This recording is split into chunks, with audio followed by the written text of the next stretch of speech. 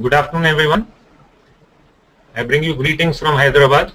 I really appreciate the initiative of Economic Times to spend this few days as a World Liver Week. You heard my colleague Professor Mohammad Rilla speak on fatty liver on Monday. You heard my mentor Professor S.K. Serene speak on hepatitis B and C yesterday. And I thought the third most important burning topic that faces our community, gastroenterologists and liver specialists, is the topic on alcohol-related liver disease. So I bring greetings from Hyderabad. I work at Global Hospitals in Hyderabad, and a warm welcome to all those who logged in today. And I appreciate you taking out time from your busy schedules to join this webinar. In the next few minutes, I'll talk about the magnitude of the problem of alcoholic liver disease. We all know that this is one of the commonest indications that brings the patient to the liver doctors. In fact, it constitutes almost 2 to 3% of all hospital admissions in most busy centers of the world. It is one of the commonest problems for which we do liver transplantation. And if one were to divide the indications for end-stage liver disease needing tertiary care, then 4 particular etiologies would really constitute more than 90% of all cases. And these would be not necessarily in a descending order: alcohol-related liver disease, fatty liver disease, hepatitis B and hepatitis C. All other chronic liver diseases for which you need a specialist care account for less than 10% of the indications. So I think this is a very important topic, a very contemporary topic. And in the next few minutes, we'll try to run through about what is changing in the pattern in which the patients present and what can we do for these patients. So the global burden of liver disease and injury due to alcohol was discussed very elegantly in this Lancet paper published in 2009. Now this talks about the per adult alcohol consumption in liters of pure alcohol. So for those of us who do this day in and day out, we know that whenever somebody comes to us and talks about alcohol consumption, we always convert the alcohol into grams. And here you see that India comes in the white band. That means it's about 0 to 3 liters of pure alcohol. That is the per adult alcohol consumption per annum. So whatever is your total consumption on a daily basis in grams, you multiply that into the number of days in a year and you get that figure. But please remember, I feel that this is a gross underestimate because much of the alcohol consumption in our country happens by way of Indian made country liquor. And that's an unorganized sector and one really does not know what the true consumption pattern would be. However, if even we were to believe that very few people in this country consume alcohol, you could imagine that if this is the quantum of alcohol that we are consuming, then those patients are taking much more alcohol than what is regarded to be safe alcohol. Now, this is a common question that is often asked to us, that what is safe alcohol? The problem is that there is no definition of a safe alcohol consumption. However, the WHO has laid down the guidelines for what is a hazardous alcohol consumption. And the hazardous alcohol consumption has been defined as 2 drinks per day for men and 1 drink per day for women. And each drink is about 12 to 14 grams of alcohol. So this has been pegged down from the earlier description by the WHO, which was about 14 drinks per week for women and 21 drinks for men. So this has been almost halved. So you can imagine that now the times are changing and there are a number of other factors which come into play to lead to a liver disease, and probably that is the reason why this quantum has been pegged down. So it's 2 drinks per day for men and 1 drink per day for women. Now if you were to see what this particular problem is doing to us, it's accounting for almost 4% of the mortality worldwide and accounting for many disability associated life years. So this paper again very elegantly describes this problem for deaths in men as well as women, and also the DALYs. So if you were to consider all patients dying due to liver disease, about half of them would die due to alcohol related liver disease. Roughly 44% of all deaths, they occur because of this. Now have the patterns been changing in recent times? So there was a recent survey by the NANIES, which is the National Health Nutrition Evaluation Survey done in the US, which has shown that in the last 2.5 decades, the rates have become stable and the prevalence of alcohol-related liver disease in the US population is roughly 2.1 to 2.25, but it has not come down. In certain other parts of the world, and the best study that comes to mind is the Danish alcohol liver disease study cohort, which evaluated the incidence and prevalence over a period of 1 decade from 1998 to 2008. it was shown that in both men as well as women, the number of admissions made due to alcoholic liver disease have been on the rise. And also, one must understand, and this paper very elegantly highlights this, that the mortality that accrues from these admissions has not changed. Whether we are talking of the short-term mortality at 28 days or we are talking of medium-term mortality at 84 days. And the mortality is certainly higher in patients who got cirrhosis than those who do not have cirrhosis. So I think this problem is huge in magnitude and needs to be addressed by not just us physicians but also by the policy makers and the governments. The harmful potential of alcohol, it figures as the topmost in this particular study published in Lancet about 6 years ago, and this is the harm to users as well as harm to others. So please remember, till recently the terminology on alcohol use disorders was split into two. So we used to talk of alcohol dependence and we used to talk of alcohol abuse. Dependence was defined as developing tolerance or having withdrawal symptoms when you were not going to get alcohol. And abuse was when you ran into serious problems, whether they were social problems, professional problems, or health-related problems, including organ damage, and that constituted the alcohol abuse. In the recent DSM, which is the Diagnostic and Statistical Manual for Mental Disorders, both these two conditions, the alcohol dependence as well as alcohol abuse, have been clubbed together, and they are clubbed into AUD, alcohol use disorders. So every time you see a patient in the clinic, you need to ask just some very simple questions, and you will be knowing whether this patient needs a more detailed assessment for his alcohol consumption. And please remember that this harm is not just to themselves but to others. For example, when you are driving, you could be a threat to others. So these are the issues which need to be addressed, and whenever these patients have been recognized, you make sure that they do not go out alone, they are not driving, they are not operating any heavy machinery, and at times when they become violent, you have to inform the law enforcement agencies also, because they can lead to serious damage to physical self of themselves and to others too.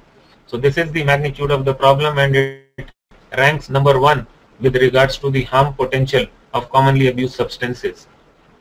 In the developing world, it also accounts for the maximum burden that is there to the exchequer when it comes to treating or handling preventable causes. So tobacco, blood pressure, overweight and alcohol, they always come in the top 4 categories, and therefore you can understand that sickness, absenteeism, dependence on other family members, not allowing them to go for work, all these constitute a very serious problem, and that is why this problem assumes so much greater significance, and it has to be handled not just as a physical disorder but also as a mind disorder.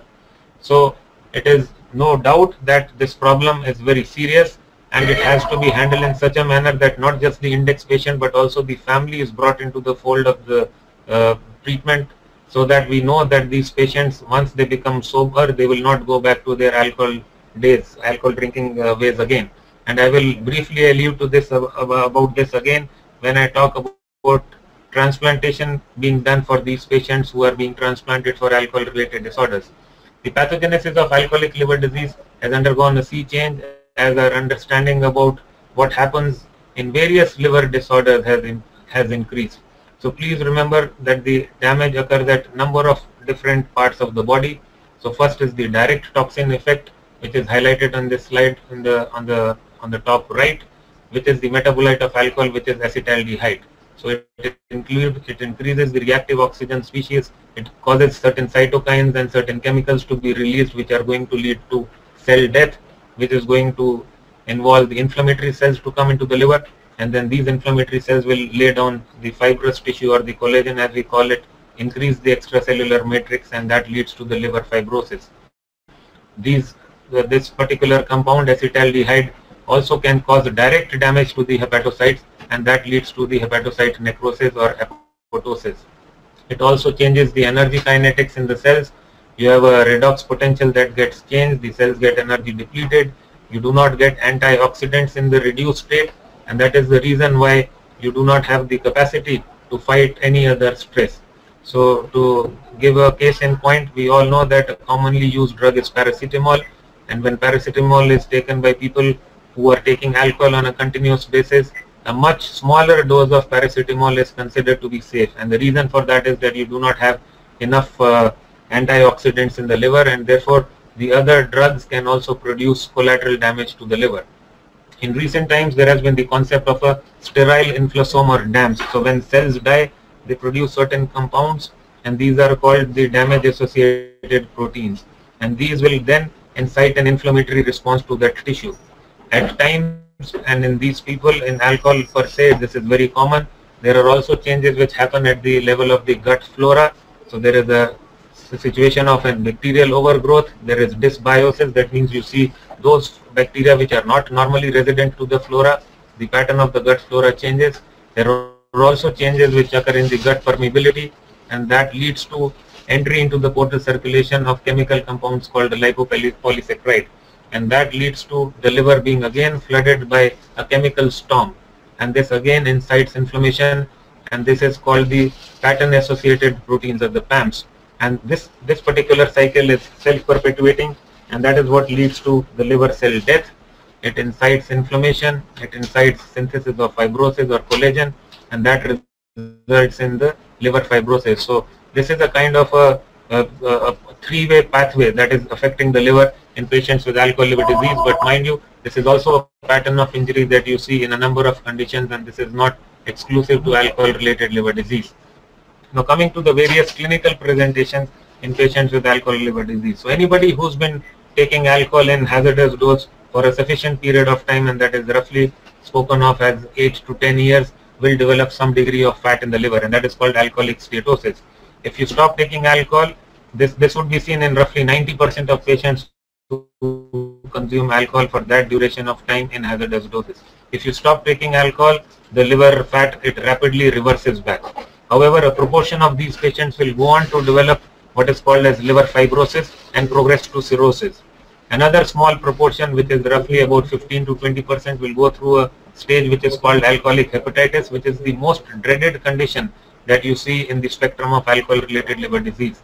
And this syndrome is characterized by the presence of fever, jaundice. These patients have severe hepatitic symptoms. They are nauseous, they throw up at the sight of food, and they also present simultaneously or concurrently with features of liver decompensation, which means that they will develop edema, they will develop ascites, they might develop GI bleed, they frequently catch infections, and they can become encephalopathic.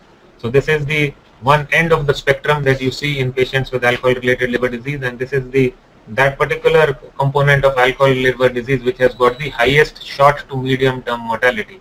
These features that patients have got typical laboratory data, in the sense that they will have elevated transaminases. Normally the transaminases or AST, ALT do not rise more than 10 times the upper limit of normal. The increase in AST is much greater than that of ALT. They will have conjugated hyperbilirubinemia. They will have low albumin levels, and they will have elevated INR levels. And some of these components, they come into what is called as the prognostic scores for alcoholic hepatitis. Some of the scores are highlighted on this particular slide. What we've been using for a number of years is the Maddrey score, which includes the elevation of the prothrombin time and the bilirubin. And if the Maddrey score is more than 32, that is associated with the poor short-term survival. The other scores which have found their use and practicality in recent times, especially in the context of clinical trials, have been the model for end-stage liver disease score, the Glasgow alcoholic hepatitis score, the score which is used by the Spaniards, which includes the albumin, bilirubin, and INR and creatinine, and the Lille score, which is a score which actually talks about the response to an intervention. So this is a score that you can download on your desktop or on your mobile app from the website, from the Lille website. And this particular score can be used if you have used corticosteroids or any such disease-modifying agents to treat severe alcoholic hepatitis. What this score basically entails is what happens to the bilirubin levels at the end of 1 week of therapy. And if the Lille score is not favorably affected, then that means your therapy is not working. Most commonly, it is in the form of corticosteroids, and we know that these drugs can be dangerous and they should not be used if they are not working. So Lille score basically tells you that if your Lille score has not declined after the use of corticosteroids, then you should not be continuing the corticosteroids any further. Have these scores been validated? Yes, the answer is yes. And the best validated scores have been the EBIC score, the GAHS score, which is the Glasgow alcoholic hepatitis score, and the Lille score. And most recent clinical trials have included the Lille score to refute or to prove the efficacy of a given therapeutic intervention. You can see on this slide that what are the associated mortalities. So like I said, severe alcoholic hepatitis is associated with a very high short to medium term mortality, and here I am talking about 28 to 84 days, 1 to 3 months, and many of these patients would not respond to the treatment that you are giving them, and they would die in spite of the treatment. So that is why we as liver physicians need to think out of the box as to what we can provide these patients to improve the survival. And on this slide you see the survival figures when you use the Madris discriminant function, the Child-Pugh score, the MELD score, the Glasgow alcoholic hepatitis score, and the EBIC score. And these values are very important to have on your desk when you are using steroids or any other form of disease modifying agents to treat these patients, and they will give you an insight into whether the therapy is working or not. And if it is not working, the therapy is best stopped. Is there any role of histology? So for a number of decades, this particular debate has been raging on, that how do you diagnose the syndrome of severe alcoholic hepatitis? For most of us, it is only a clinical diagnosis. So someone who's been drinking up until recently, someone who started to drink more in recent times, someone who's been first noticed to be jaundiced for less than 3 months and has presented to you with features of jaundice as well as liver decompensation. So that constitutes the clinical syndrome of severe alcoholic hepatitis. But there are betas for this particular clinical diagnosis who say that no, somebody could have been having alcoholic hepatitis for a long time and it could be something else which would precipitate the jaundice and bring the patient to the doctor. Yes, that is all said very fairly, and that is why some clinical trials have included the presence of histology. Most of the times these patients have got deranged coagulopathy. They are not the candidates who can be subjected to liver biopsies very easily, and that is why we have to subject them to transjugular liver biopsies, which is an expensive procedure. It's fraught with greater complication rate, and then also the tissue that you sample is much less than what you would get when you are doing a percutaneous biopsy on these patients. This was a recent publication which came from the Spanish group and which was also validated by a number of centers across the Atlantic, which is the alcohol hepatitis histological scoring system. And this particular scoring system included the semi-quantitative assessment of the liver fibrosis, the bilirubin stasis, the polymorphonuclear infiltration into the liver, and the megamitochondria. So as you can imagine that for some of these features, the inter-reader variability is not much. That means if two histopathologists were seeing the slide, they would concur most of the times when you see polymorphs and when you have bilirubinostasis. But for other things like megamitochondrion, the inter-variability amongst two pathologists might not be great. But this particular score is divided into 3, mild, moderate, and severe, as is shown in these Kaplan-Meier graphs. And then you see the 3-month survivals, which is about 97% for those who have got mild histological injury, but only 50% for those who have got severe histological injury. So many researchers believe that if you have to start a patient on a disease-modifying agent, you must make sure that the histology is very typical of severe alcoholic hepatitis and you're not dealing with something else. Now coming quickly to the management of these patients when they come to us. For a number of years, the corticosteroids have been the mainstay of treatment. Please remember, a number of trials and meta-analyses have been presented to say that yes, corticosteroids have been effective, but the Cochrane review still finds this to be lacking in its predictive value. And because these corticosteroids do not work in all situations, the trials have included heterogeneous patient populations. Most trials have not included patients with very high WBC count. Most trials have not included patients who had a GI bleed. Most trials have not included patients who got renal dysfunction. And these 3 are very cardinal components of severe alcoholic hepatitis or alcohol-related liver disease when they present to tertiary care centers. So this particular individual patient meta-analysis was presented by the French group, which was published in Gut about 5 years ago, which showed that patients who were treated with corticosteroids, they had a better survival at 28 days than those who were treated with the standard medical therapy. And the standard medical therapy consisted mainly of the antioxidants and ursodeoxycholic acid. These patients were then further classified into 3 categories. Those who had a complete response to corticosteroids, that means their Lille score dropped to less than 0.16. Those who had got a partial response, that means the Lille score was between 0.16 and 0.56. And those who are null responders, that means they did not respond to corticosteroids at all, and for them the Lille score was greater than 0.56. So like I have mentioned a little while ago, if you are not responding to corticosteroids, you are best served by stopping the corticosteroids, because these drugs can have serious repercussions in this patient cohort. This particular study was presented by Acrivades, and here the compound that was tested was pentoxifylline. So this is a phosphodiesterase inhibitor. It's also a TN-alpha mopper, and this study included small number of patients, 50 in each arm, and the comparator arm was the placebo arm. And the endpoints was the 28-day mortality as well as development of hepatorenal syndrome. So it was seen that HRS or hepatorenal syndrome occurred much less commonly in patients who were treated with pentoxifylline, and the mortality was lower in the pentoxifylline group than the placebo group. A number of studies have happened on this particular molecule following this original study, but they have not been able to reproduce the same results. It has also been seen that at times we use pentoxifylline to rescue patients who have been previously treated with corticosteroids and in whom the Lille score did not drop to less than 0.56, and this has failed even in the context of patients who have been treated as a rescue therapy. Are there other TNF-alpha molecules which have been used in alcoholic hepatitis? The answer is yes. So these have been open label studies on small number of patients, and the drugs used have been infliximab, with many of my colleagues who use it in inflammatory bowel disease, and etanercept, which is a drug which is commonly used by rheumatologists.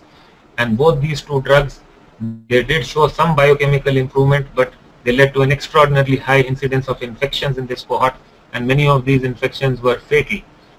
So these two drugs do not find favor with us clinicians, and they have not been tested again. So the reason why this might not be very straightforward, so you might be led into thinking that there is a TNF-alpha storm in these patients, there is increased gut permeability, the lipopolysaccharides, they flood the portal circulation, and when they go into the liver, they incite the hepatic stellate cells, and a lot of TNF-alpha is produced, which leads to pro-inflammatory cascades. But please remember that when you are suppressing this particular cytokine, this cytokine is also the most important cytokine which will lead to liver regeneration. So I think that is why the complexity of management of alcoholic hepatitis has been borne out over the years. So you might be wanting to attack a particular pathway which is producing pathology, but not realizing that this is the same pathway which will also pave way for liver regeneration. And TNF-alpha story is a case in point. Any other drugs? So another drug which was used not so long ago was N-acetylcysteine. So this is a drug which we commonly use. It's an extracellular antioxidant, and this is a drug that we use in patients with acute liver failure.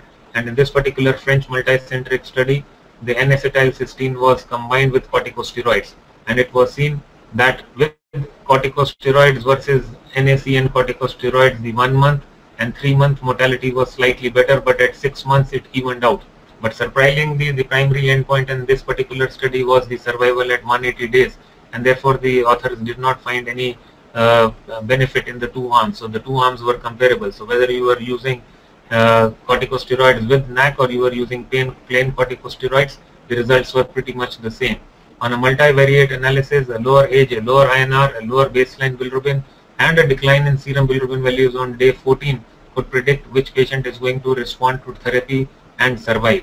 At 6 months, it was seen that the incidence of hepatorenal syndrome was much lower in the corticosteroid NAC group vis-a-vis the corticosteroid standalone group. And the number of patients who developed septic complications on treatment was also lower in the NAC group. However, no further trials have happened in this space following this original trial, and again one is at a loss to understand as to why in this particular study one was looking at 180-day survival rather than 1 or 2 month survival, which most other studies have looked at. Any combinations of corticosteroids with pentoxifylline? Again, this came from the multicentric French trial, and this was published in the JAMA in about 3 years ago. The study period was between 2007 to 2010. All the cases were biopsy proven alcoholic hepatitis, and it can be seen that in the two arms the survival was pretty much the same. And again, the primary endpoint was 6 month survival. The secondary endpoint was the occurrence of HRS. The survival at 6 months was about 69% in both groups, and the day 7 Lille score was also comparable in both the groups, and the number of patients who responded to therapy was also similar in the two groups. The largest trial that has been published in the space of severe alcoholic hepatitis has been the STOPA study, which was published in the New England Journal of Medicine less than a year ago. So this study spanned about 2 years, and 65 centers, academic as well as community-based centers all across UK, were engaged in this particular trial. All patients needed to be 18 years or older. They all consumed alcohol in hazardous amounts, and these patients had had a jaundice of less than 3 months duration. That means the authors were basically trying to diagnose severe alcoholic hepatitis by clinical means rather than by histology. Patients needed to have a serum bilirubin which was elevated and the enzymes and transaminase which was less than 500. Patients were excluded if the jaundice duration was more than 3 months or if they had stopped alcohol more than 2 months after randomization. So the demographics in this study cohort, the mean age was about 48 years. There were more males than females. The mean serum bilirubin was 18. Most of these patients had normal functions of the kidney, and most of these patients had got modest WBC count. The prothrombin time was mildly elevated. The mean matrix discriminant function was 63. The GAH was 8.4 and the MELD of 21. So we've seen earlier that this particular score of more than 32 and MELD more than 21 does connote a more sinister response and survival over a short period of time. So these were sick patients and they were included into 4 arms. One was the placebo arm, the second arm was placebo prednisolone arm, the third arm was the placebo pentoxifylline arm, and the fourth arm was a combination of prednisolone as well as pentoxifylline. The numbers of patients included in each group was very good, very large numbers, about 270 plus, and the primary endpoint was 28-day mortality, and the secondary endpoints were the 90-day and 1-year mortality. So this particular study showed that almost 418 patients out of the 1,000 plus patients who were treated or received even a single dose of the study drug, they died. 40% of these deaths, they happened in the first 1 month. Of the remaining, 28 happened in the remaining first 90 days, and the remaining happened about a third between 91 days to 1 year. So what you can see from this clinical trial is that A, there is not much difference between the various arms. So even the placebo arm was as good as the corticosteroid pentoxifylline arm. 2, the mortality on these patients, even though it is very high in the initial few weeks of stopping alcohol and being diagnosed with severe alcoholic hepatitis, but the effect on mortality lingers on even after you've stopped your period of abuse, and it remains pretty high. And number of patients who respond roughly to any disease modifying drugs varies in most clinical trials anywhere from 40 to 60%. So you have a huge vacuum there of patients who have not responded to no matter what you do, and these patients also have a very short-term mortality, and that is why this is such a pressing problem for all of us. So these are the Kaplan-Meier curves, and you can see the overlap in all the 4 arms. In fact, what you can see is that beyond 60 days or so, probably the number of patients who die in the placebo arm is much lower than the other arms. So I think just abstinence from alcohol, good compliance to nutrition, and not going back to your alcohol ways probably does you a world of good. And this particular trial elegantly showed you that when you were diagnosing this particular condition, not by way of biopsy, a clinical diagnosis, and some people might want to criticize this study for this reason, but all said and done, most of us do diagnose severe alcoholic hepatitis clinically. Very few of us would be doing the transjugular biopsies for these patients, and because this study also included the community centers, so I rate the data and the results of these study pretty high. Now, what are the other approaches we have which have been tried in this cohort of patients? Regenerative medicine, as in other forms of liver disease, has also found its space. This was the first paper which came from the Swiss group. So what they did was to treat their patients, they randomized small number of patients, 13 and 11 patients, into the granulocyte colony stimulating factor arm and the placebo arm. And the dose given was 10 micrograms per kg per day for 5 days. Or the patients were treated only with standard medical treatment. So you can see the liver biopsies which were done at time point 0 and then day 7. You can see very easily that there are hepatocytes which are seen by the black arrowheads which are in the lobules. So the deep red staining of the cytoplasm and the brown staining of the nucleus. So nucleus staining is Ki67 and the deep red staining of the cytoplasm is cytokeratin 7, which is peculiar to hepatocyte precursor cells. So that is seen in the lobules, and then you see these black arrows. It is also seen in the portal tracts. So even though you are able to repopulate the liver with probably bone marrow derived progenitor cells which are pluripotent or multipotent, but this particular study showed the proof of concept that number of CD34 plus cells in the peripheral circulation increase after 5 days of GCSF, but it did not show much benefit by way of survival. However, it was a good proof of concept Subsequently, a couple of other studies have been published from our country, and in one particular study which came from Delhi, it was used in patients with acute on chronic liver failure, not all of whom were severe alcoholic hepatitis, and in another study from Chandigarh which exclusively looked at patients with severe alcoholic hepatitis, and both the Indian studies showed or demonstrated an improved survival. However, this initial pilot study failed to show any change in the survival, but the proof of concept was there that the liver can, a damaged liver can get repopulated with multipotent or pluripotent cells from the bone, cells from the bone marrow. My concern with these treatment is that many of these trials did not include patients who got very high WBC count. Please remember that when you administer GCSF, the WBC count, it rises through the roof. There is a huge polymorphonuclear response, and one is at a loss to know whether this is a response to the drug or whether this is part and parcel of the severe alcoholic hepatitis syndrome, and this is a component of the SIRS or inflammation that this patient is being subjected to. And then you would also go to the next logical step of trying to rule out sepsis. So I think these livers, because they are fibrotic, there is a huge component of shunt. We really do not know whether these cells can repopulate in a meaningful manner and lead to the same kind of acinar and lobule histology which is so characteristic of the liver. So I'm not very sure that when we use these drugs we are able to ameliorate the portal hypertension, or we will have that much of clinical benefit which would take the patient out from the acute syndrome. Lastly, this is a study which was published by the French, again published in the New England Journal about 5 years ago. This was a study which happened over a 5-year period for a country where almost 3% of all transplant activities is accounted for by transplants done for alcohol-related liver disease. And over here, they could pick up only 26 patients for this clinical trial. Obviously, these patients received cadaver grafts, and in this particular study, the authors say that the Lille score at the inclusion was very high. Patients were treated with steroids. The patients did not respond to steroids, and then after prolonged deliberations with their family members and finding out that yes, they had good psychosocial support, they were subjected to liver transplantation. Of these 26 patients, 6 patients died in the perioperative period, and of these 6 deaths, 5 were due to invasive aspergillus, including cerebral aspergillosis. And in a very crude analysis over the next 2.5 years, the authors found the recidivism rate to be about 12%. Recidivism is that you go back to your alcohol drinking ways after having been abstinent for a fair length of time. So the concerns that one has with this particular study is that A, you find that this cohort which was selected was a super selected cohort. So even though the authors tell you that the patients undergoing transplantation had a 77% survival chance at 6 months, vis-a-vis the non-responder or the high Lille scorers who had not responded to corticosteroids, which is only about 30%.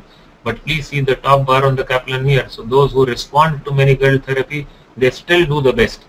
So I think that is what one needs to really focus on from the results of this study.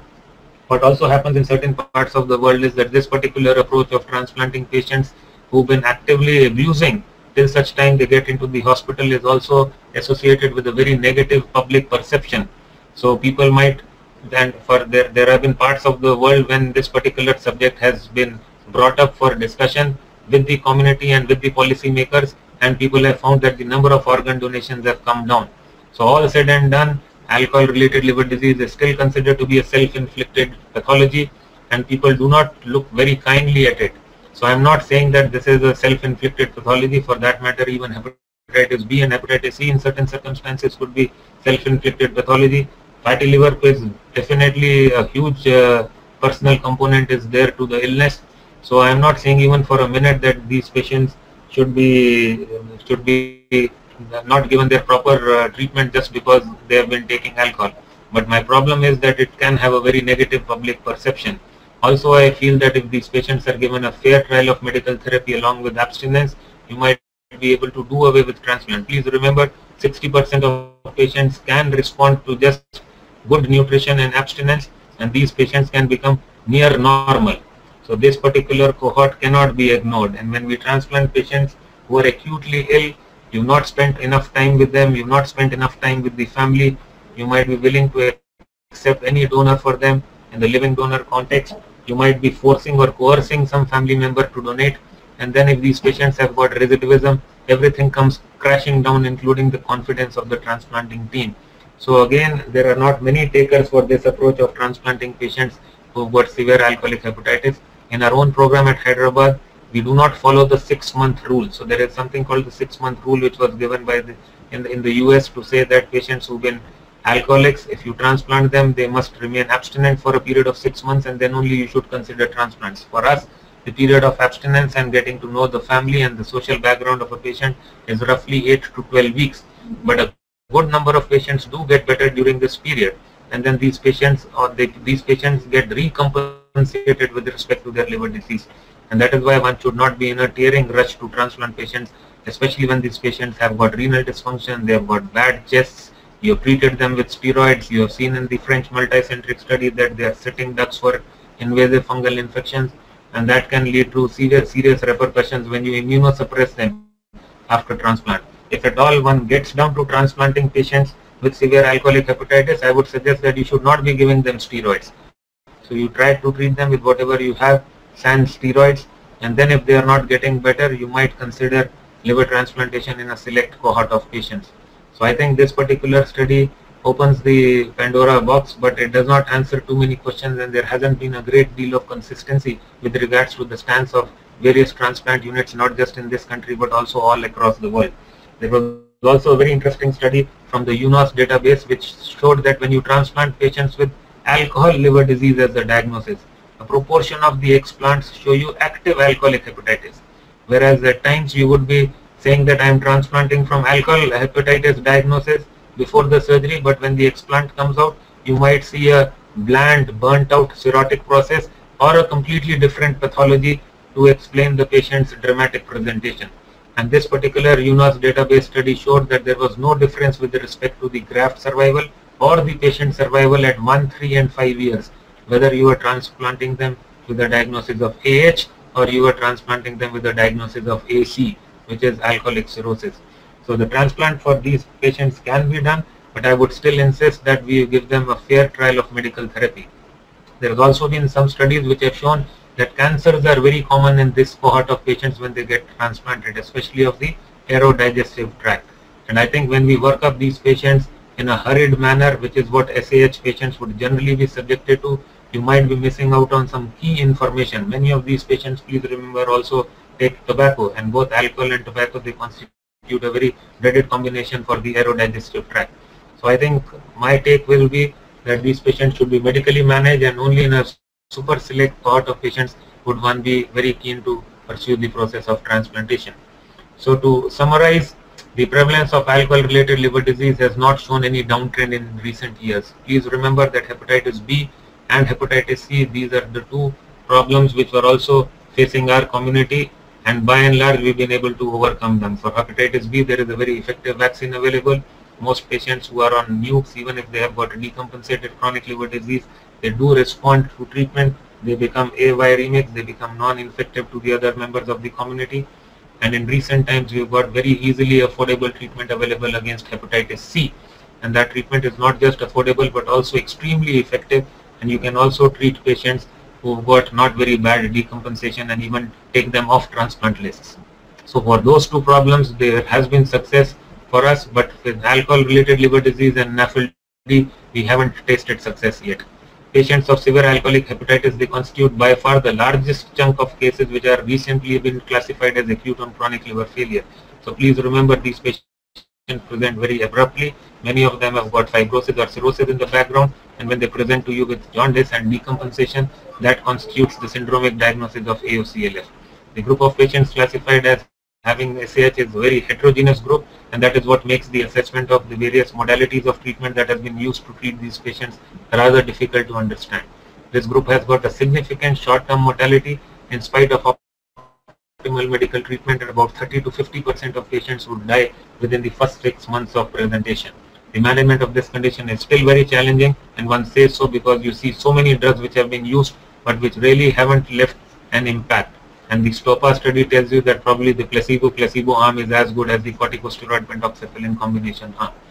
There has been only one particular thing which has shown unequivocal benefit, and that is abstinence and good nutrition. And I think for all units, this along with a good interaction with the clinical psychologist, self-help groups, joining Alcohol Anonymous and the likes. These would go a long way in rehabilitating our patients, and they would really be served much better by these two very simple steps rather than subjecting them to dangerous pharmacotherapy and at times even transplantation. The baseline severity assessment scores, they do not always predict survival or non-survival. So please remember that many of the clinical trials which have used these Lille scores have conveniently excluded patients who've got renal dysfunction, who are septic, and that is what takes away from the sheen of the sheen from these studies. No single therapeutic intervention has proven superiority over the other, but having said that, because many of these patients are young, if we find that these patients are not responding to medical therapy, and if we find that they've got good psychosocial support, they are active in the social mainstream, they are professionally well placed, then in a small cohort or proportion of these patients, one can make a case for considering liver transplantation before they go to multi-organ dysfunction syndrome, and they can have excellent results. But the other things which I alluded to a little while ago, they are being in AA groups, they are being in self-help groups, they are being interacting with the clinical psychologists, that has to be a part and parcel of their larger treatment. I thank you for your attention, and I will be very happy to take any questions.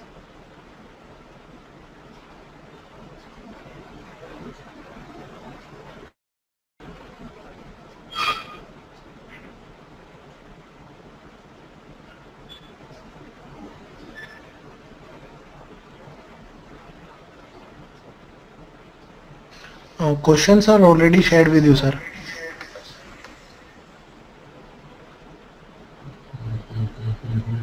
Need to go to that. Yes. Right.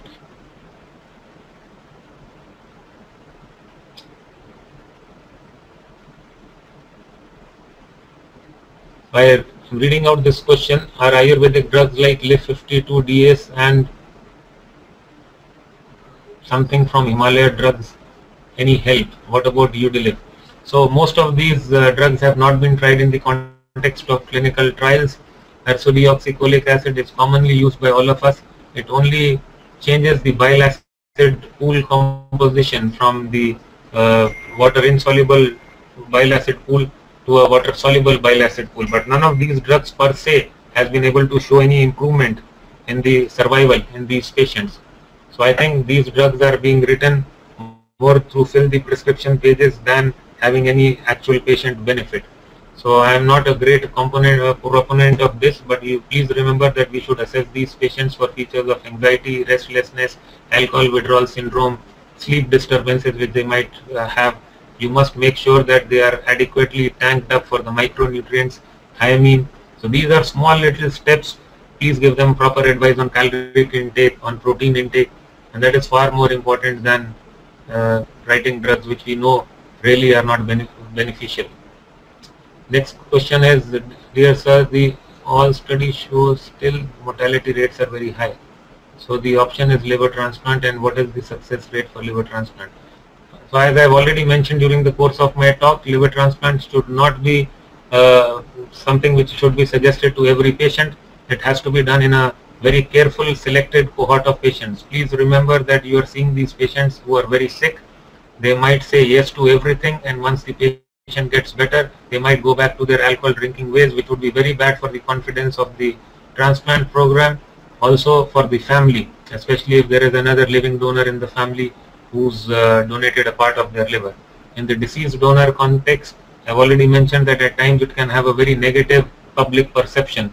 So liver transplant should be suggested only when someone is not getting better on medical management. We also do not do it for people who are on organ support, on high inotropic support, renal support, which is not, and it's not showing any signs of let up, because the mortality even after transplant in this cohort of patients is extremely high. So I don't think the message of this talk should in any way be that this is something that we suggest to our patients all the time. So transplant patient programs which are mature, which have got the experience, the results would be excellent provided your patient selection is good and you've looked at the other components like the psychosocial support, whether somebody is socially productive and useful, whether they are going to go back to their job, and whether they are willing and keen to continue interacting with the self-help groups, Alcohol Anonymous, clinical psychologists, so on and so forth. So I think it's also kind of commitment beyond the physical well-being.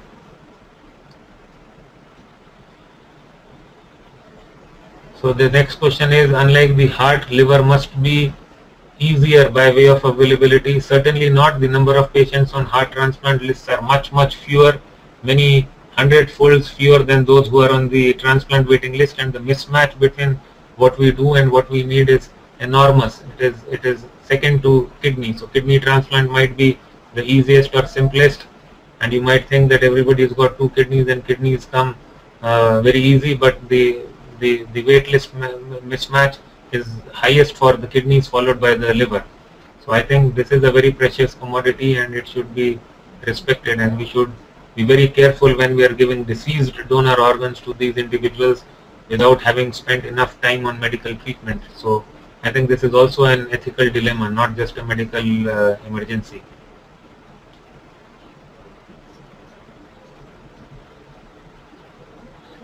Yeah, so I don't see any further questions on the screen.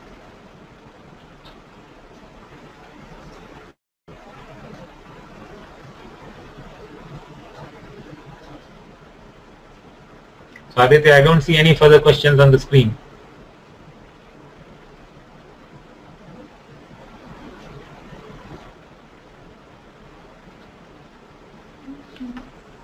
Okay, so let me give you the answer. The question is from Rashmi Mabian. Liver is prone to toxic exposure on various accounts. What can be done to protect and safeguard it? How vulnerable is the liver? So you know that the liver is supposed to be the master of the orchestra. So if all organs in the human body are the players of the orchestra, this is the master of the orchestra. So basically it is a metabolic workhorse, and most of the times when you have the metabolism of drugs, toxins, chemicals that happens in the liver, and the excretion could be either through the stools or through the urine. So the best way to protect liver is to make sure that your liver is healthy, and in recent times what we've been seeing increasingly is that even young people suffer from fatty liver, and I think that changes the energy kinetics, and your predisposition to maybe a small amount of alcohol, to drugs which otherwise would not produce any serious side effects, that increases. The biggest problem is that there is no easy way of knowing the health of your liver. All that we know of is that if you have good genetics, then exercise, eating in moderate amounts, and staying away from things like alcohol, that really goes a long way. So it's not as if to say that somebody wrote an antibiotic for your sore throat, you will first ask them whether my liver is good, then only I will take that antimicrobial. But the things which add generally or contribute generally to the health of the liver are regular exercise and eating in moderation. So most of us think that you have to be jaundiced to have liver disease. That is not at all true, and that is something that we try to combat day in and day out. So health of the liver is governed in a number of different ways other than jaundice. That is the common public's perception, that you have to be yellow in the eyes and then only you have liver disease. So please see whether you have got any genetic predisposition, anyone else in the family has a liver problem or liver cancer. We should be vaccinated against hepatitis B, which is easily available, very cheap, very effective. Stay away from alcohol, stay away from drugs, exercise regularly, and eat in moderation. That is the best way to protect your liver. And even if then you were to be exposed to a drug or a chemical or a toxin, your liver will be in a much better shape to handle that.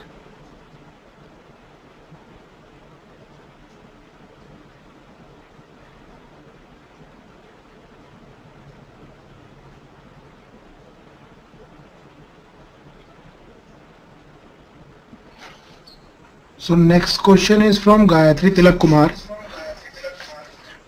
Could you tell me something about non-alcoholic fatty liver? Are only fat-free diet and exercise good enough? I think non-alcoholic fatty liver disease was discussed 2 days ago by Professor Rela in a similar kind of webinar. So this is again present in real danger that our community faces. And non-alcoholic fatty liver disease is the syndromic diagnosis. So you could have just bland fat in the liver or fat that incites inflammation, or you get fat inflammation and scarring, which can lead to fibrosis and cirrhosis. So this is the spectrum, and the incidence and prevalence has been increasing in recent times with affluence, lack of exercise, eating food which is not very conducive to one's health. Please remember, again, this is a misconception that only fatty food can lead to fat deposition in the liver. By and large, it's the carbohydrates which are converted to fat. So whenever you take more energy than your body needs, it is going to be converted into fat and be lodged into various organs, of which the brunt is borne by the liver, because that is the largest solid organ in the human body, and also the house where the metabolism of various nutrients takes place.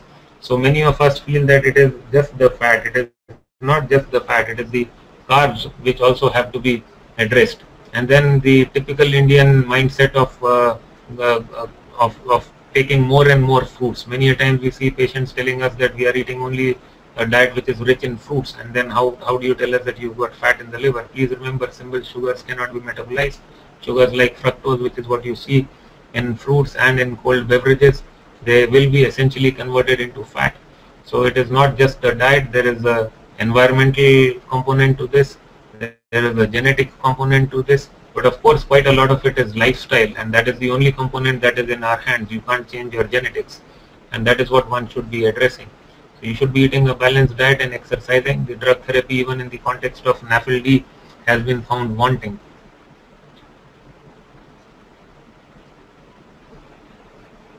So next question is from Dr. Dinesh Dua.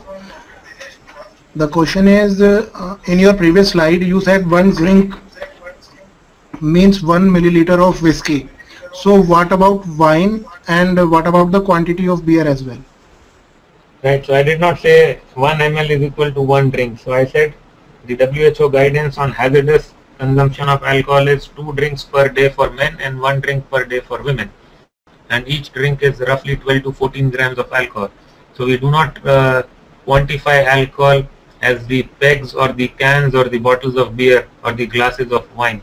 So whatever is the percentage of alcohol in the beverage that you are drinking, that is multiplied by the volume that you are taking, and that is multiplied by 0.78, which is the specific gravity of alcohol.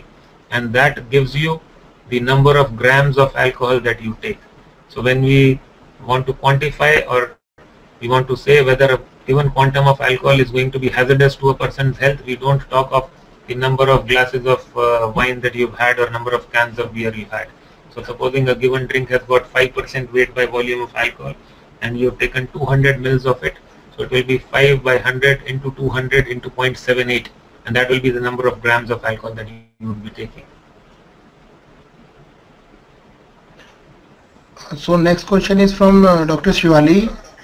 She wants to know what is the role of facial transplantation in alcoholic liver disease.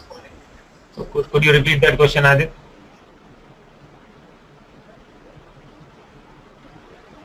Adit, can you repeat that question for me, please?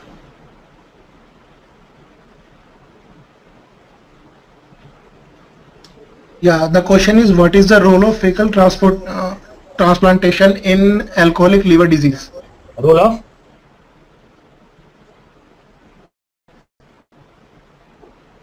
Say that again. Role of? Role of fecal transplantation in alcoholic liver disease. Fecal transplantation. All right. So one of the components of pathophysiology of alcohol-related liver disease is the gut dysbiosis, which means that the gut flora changes. But then this is not something that you would be doing to treat your patients with severe alcoholic hepatitis. So this is not a therapy which has really come of age, even in the conditions where this is used more frequently. So I would say that you should just try to increase the enteral nutrition in these patients, and that is what one should be doing. There have been a number of studies which have tried to put long chain fatty acids into these people, probiotics into these people, and selective decontamination of the gut has been done in a proportion of these patients. These strategies have really not worked. So to my reading of literature, I am not aware of any studies on fecal transplantation to treat severe alcoholic hepatitis.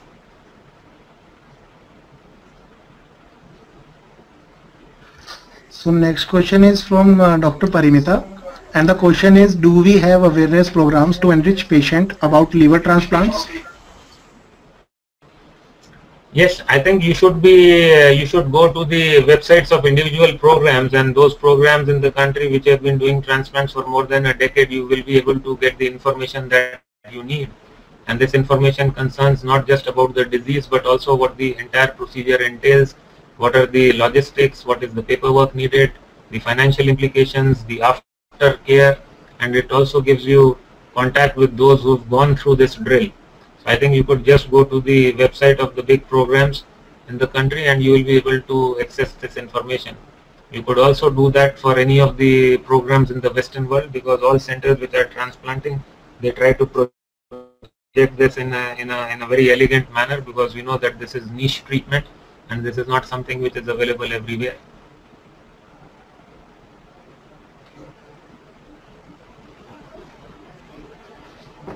So next question is from Karthik Vyas. What can be the impact of alcohol on women's liver who planning to conceive? Right, so this is a very important question, and I briefly mentioned about women being more predisposed to the hazardous effects of alcohol than men, and that has got to do with the enzyme expression which metabolize alcohol in the body. And this particular question on people, on ladies who are pregnant taking alcohol, this leads to the fecal alcohol syndrome, and this is something which has to be addressed by their obstetrician in a very stern manner. This is something that you do not want to do, because this is associated with adverse maternal outcome as well as adverse fetal outcome. So I think that is a very important component. Fortunately, we do not see too much of that in our country, but it is fairly common in the Western world. So there should be strict abstinence to from any kind of alcohol in ladies who are conceived or ladies who are planning pregnancy. So I think this has to be highlighted, because you know that in any case in pregnancy, the way your hormones work and the way your body is able to handle toxin insults completely changes. So I think this is a very important question which the doctor has asked, and it should be addressed very clearly at the time of first interaction between the obstetrician and the pregnant lady. So next question is from Anuj Mathur. The question is, at what stage do the symptoms manifest themselves to express any liver disease? So liver disease is mostly silent. So I said that in the context of alcohol related liver disease, it's also true for other liver diseases. So most of us think that you have to be yellow in the eyes to be having any kind of liver pathology. That is certainly not the case. So you could be having cirrhosis and still be normal and doing your day-to-day work without much problem. So I think what we must understand is that the health of the liver is governed by a number of different things, including tests of liver function. You need a good scanning or an ultrasound to be done. At what stage does the patient manifest? By the time the patient has symptoms, you know that the liver disease is fairly advanced in most instances. In the context of what we have discussed in the last 1 hour, I already mentioned that most patients who present with severe alcoholic hepatitis already have established cirrhosis in the background, and that is what constitutes the diagnosis of acute and chronic liver failure. So that means they already had a bad liver to start with. They had a brief period of binge drinking or something else which pushed them to the brink. It could be an infection or anything else, or another drug which the body was not able to handle or metabolize, and then they come to you with frank jaundice, swelling of feet, swelling of the belly, so on and so forth. So I think the manifestation, most of the times what brings the patient to the doctor is generally jaundice and the swollen feet and belly, but you could still be having a fat infested liver, or you could be having a frank cirrhosis due to alcohol and still have very modest hyperbilirubinemia or no hyperbilirubinemia at all. So I think there is a huge spectrum. So the patient's history, the lab data, and physical examination and imaging, they are all needed to make a diagnosis in a given situation. So the next question is from Keshav Kumar.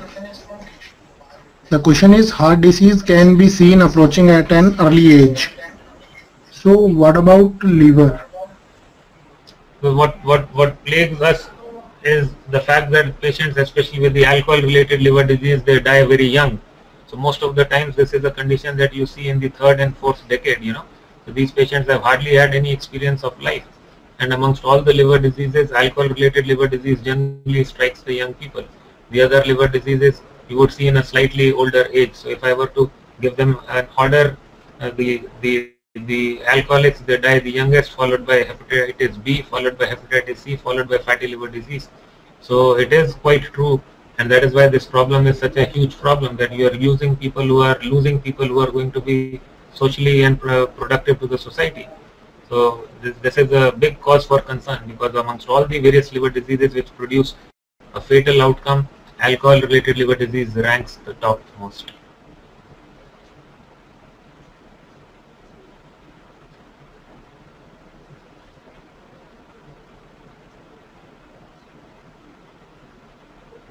So the next question is from Mr. Shahid Akhtar, and he wants to know what are the challenges in liver preservation. Liver preservation is not something that we oftentimes discuss. This is something that you discuss in the context of liver transplantation, especially when we are doing deceased donor liver transplants. So the liver comes at times off-site. So where you are doing the transplant, the liver comes from another hospital. And for that, there is a specific way of harvesting the organ and keeping it in a preservative solution so that it can be transported to the center where the transplant has to be done. And there is a stipulated time period between which you have harvested the organ and the time to which the organ must be placed or transplanted or implanted into the recipient. So these particular solutions are very specific solutions. They make sure that the cells are cooled down, they don't remain metabolic active. At the same time, they are provided with enough nutrients and antimicrobials that the organ remains viable. So commonly we use the University of Wisconsin solution, and these are the organ preserving solutions. Otherwise, there is no way of preserving livers. So livers have got a finite life. And when you harvest a liver from an off-site to a transplant site, generally the organ has to be implanted between 8 to 10 hours of being harvested.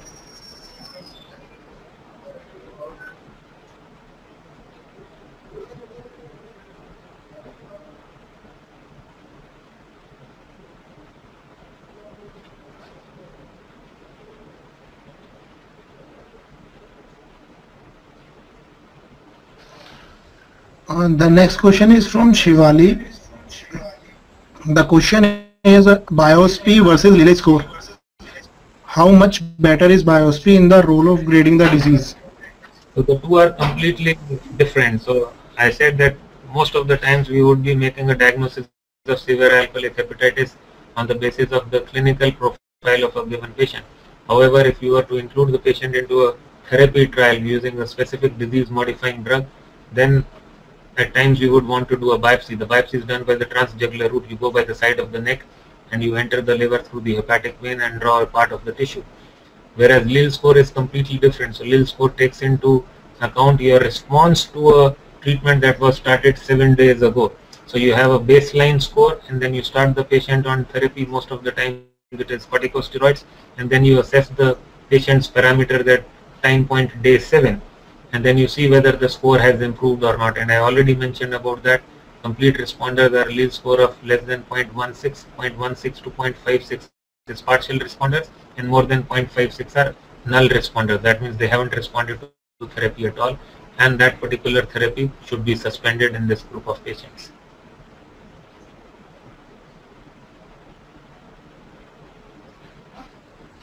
Thank you, Dr. Kapoor, for taking this webinar session on alcoholic liver disease. It was really an engaging and insightful talk, and we hope all the participants enjoyed the session.